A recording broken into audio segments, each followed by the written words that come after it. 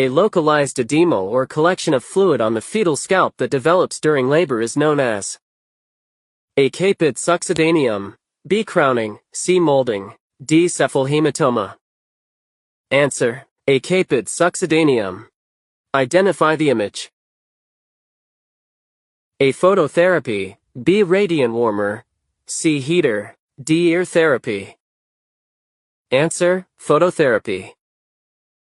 What of the following can be monitored using this tape? A. Nutritional status, B. ascites, C. skull growth, D. height. Answer: nutritional status.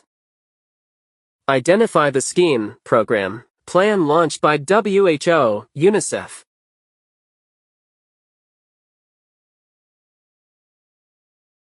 Leave your answer in comment box.